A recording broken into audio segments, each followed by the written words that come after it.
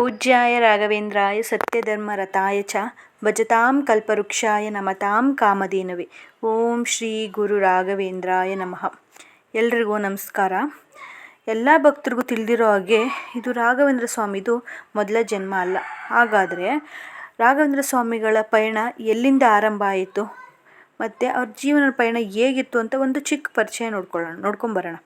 ಮಧ್ವ ಸಂಪ್ರದಾಯದ ಪ್ರಕಾರ ರಾಯರ ಆತ್ಮದ ಮೊದಲ ರೂಪ ಶಂಕುಕರ್ಣ ಎಂಬ ದಿವ್ಯ ದೇವತೆ.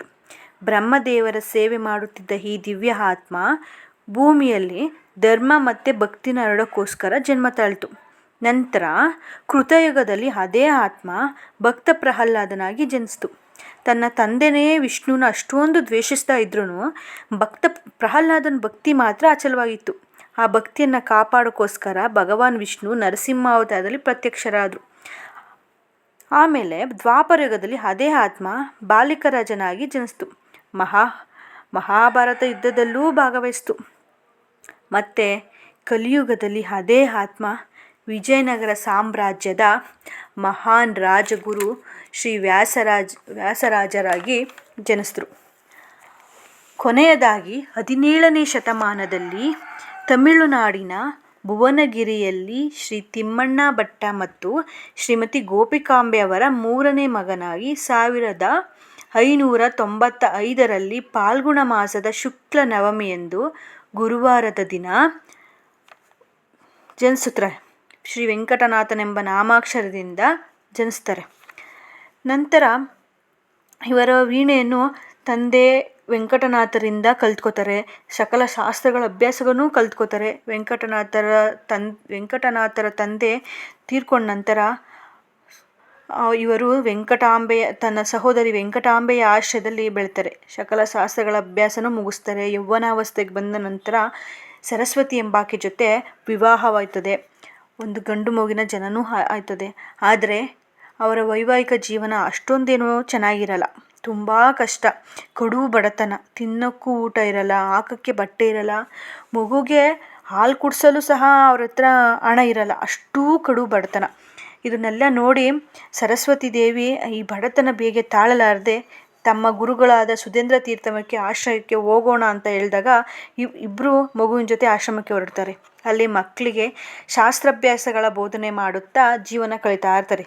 ಆಗ ಸುಧೇಂದ್ರ ತೀರ್ಥರಿಗೆ ವಯಸ್ಸಾದ ಕಾರಣ ಸನ್ಯಾಸತ್ವ ಸ್ವೀಕರಿಸೋದಾಗಿ ವೆಂಕಟನಾಥರಿಗೆ ಹೇಳಿದಾಗ ವೆಂಕಟನಾಥರು ಒಪ್ಪಲ್ಲ.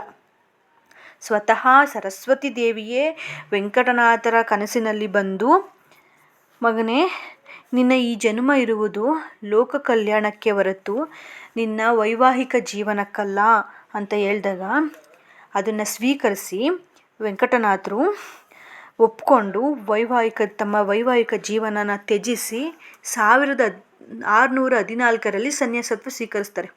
ಅಂದಿನ ತಾಂಜಾವೂರಿನ 1621ರಲ್ಲಿ ಫಾಲ್ಗುಣ ಶುದ್ಧ ಬಿದಿಗೆಯಲ್ಲಿ ಪೀಠಾಧ್ಯಕ್ಷರಾಗಿ ದೀಕ್ಷೆ ಪಡಿತಾರೆ.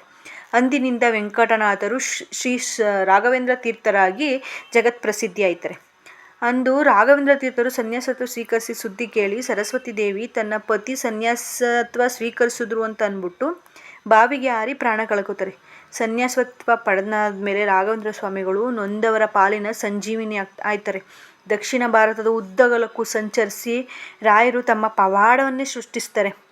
ಅಂದಿನ ನವಾಬರ ಆಳ್ವಿಕೆಯಲ್ಲಿದ್ದ ತುಂಗಭದ್ರಾ ತೀರದ ಬಂಜರು ಭೂಮಿಯಾದ ಮಂಚಾಲೆ ಗ್ರಾಮವನ್ನು ಬಳುವಳಿಯಾಗಿ ಪಡ್ಕೊಂಡು ಅಲ್ಲಿ ನೆಲೆಸಲು ನಿರ್ಧಾರ ಮಾಡ್ತಾರೆ. ಅದೇ ಬಂಜರು ಭೂಮಿ ಇವತ್ತು ಮಂತ್ರಾಲಯ. ರಾಯರು ಮಂಚಾಲಯ ಗ್ರಾಮ ದೇವತೆ ಆದ್ರೆ ಮಂಚಾಲಮ್ಮನ ಅಪ್ಪಣೆ ಕೇಳ್ತಾರೆ. ಮಂಚಾಲಮ್ಮನ ಅಪ್ಪಣೆ ಕೇಳಿದಾಗ ಅವರು ಅಪ್ಪಣೆ ಕೊಟ್ಟು ಒಂದು ಷರತ್ತು ಹಾಕ್ತಾರೆ. ಮಂತ್ರಾಲಯಕ್ಕೆ ಬಂದ ನಿನ್ನ ಭಕ್ತರು ಫಸ್ಟು ನನ್ನನ್ನು ದರ್ಶನ ಪಡಿಬೇಕು, ನಂತರ ನಿನ್ನ ದರ್ಶನ ಮಾಡಬೇಕು ಅಂತಂದಾಗ ರಾಘವೇಂದ್ರ ಸ್ವಾಮಿಗಳು ಒಪ್ಕೋತಾರೆ. ಇಂದಿಗೂ ಅಲ್ಲಿಗೆ ಹೋಗೋ ಭಕ್ತರು ಫಸ್ಟು ಮಂಚಾಲಯಮ್ಮನ ದರ್ಶನ ಮಾಡಿಕೊಂಡೇ ರಾಘವೇಂದ್ರ ಸ್ವಾಮಿ ದರ್ಶನ ಪಡೆಯೋದು. ಹೀಗೆ ಕಲಿಯುಗದ ಕಲ್ಪವೃಕ್ಷರಾದ ರಾಘವೇಂದ್ರ ಸ್ವಾಮಿಗಳು ಮಂತ್ರಾಲಯದಲ್ಲಿ ನೆಲೆಸ್ತಾರೆ. ಅಂದು 1671 ಶ್ರಾವಣ ಮಾಸದ ಕೃಷ್ಣ ದ್ವಿತೀಯದಂದು ರಾಯರು ಬೃಂದಾವನ ಪ್ರವೇಶ ಮಾಡೋದಾಗಿ ನಿಶ್ಚಯ ಮಾಡ್ತಾರೆ. ಲಕ್ಷಾಂತರ ಭಕ್ತರು ಕಣ್ಣೀರಾಗ್ತಾ ಬಂದು ನಿಂತಿರ್ತಾರೆ. ರಾಯರು ಮುಗುಳ್ನಗ್ತಾ ಕೈಯಲ್ಲಿ ಒಂದು ಜಪಮಾಲೆ ಹಿಡ್ಕೊಂಡು ಬೃಂದಾವನದ ಕಡೆ ಪ್ರವೇಶ ಮಾಡ್ತಾರೆ. ಅದೇ ಸಮಯಕ್ಕೆ ರಾಯರ ಭಕ್ತರು ಅಪ್ಪಟ ಶಿಷ್ಯರಾದ ಅಪ್ಪಣ್ಣಾಚಾರ್ಯರು ತುಂಗಾಭದ್ರಿ ನದಿಯ ಆ ಕಡೆ ದಡದಲ್ಲಿ ಇರ್ತಾರೆ.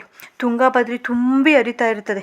ಗುರುಗಳ ಮೇಲಿನ ಭಕ್ತಿಯಿಂದ ಪೂರ್ಣಬೋಧ ಸ್ತೋತ್ರ ಆಡ್ತಾ ಬೋರ್ಗರೆದ ನದಿಯನ್ನೇ ದಾಟ್ಕೊಂಡು ಬರ್ತಾರೆ. ಆದರೆ ಅವ್ರು ಬರುವಷ್ಟರಲ್ಲಿ ಬೃಂದಾವನದ ಕಲ್ಲನ್ನ ಮುಚ್ಚಿಬಿಟ್ಟಿರ್ತಾರೆ. ಆಗಲೇ ಶಿಷ್ಯನ ಸ್ತೋತ್ರ ಅಪೂರ್ಣವಾದಾಗ ಬೃಂದಾವನ ಒಳಗಿಂದ ಒಂದು ರಾಯರ ಧ್ವನಿ ಕೇಳಿಬರ್ತದೆ.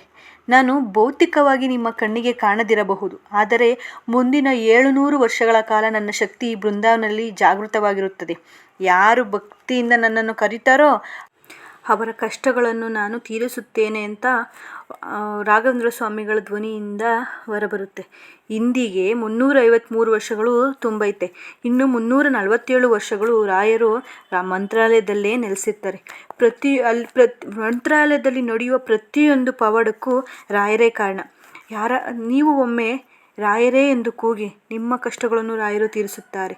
ರಾಯರಿದ್ದಾರೆ. ಈ ವಿಡಿಯೋ ನಿಮಗೆ ಇಷ್ಟ ಆದರೆ ಲೈಕ್ ಮಾಡಿ, ಶೇರ್ ಮಾಡಿ, ಹಾಗೆ ಸಬ್ಸ್ಕ್ರೈಬ್ ಮಾಡ್ಕೊಳ್ಳಿ.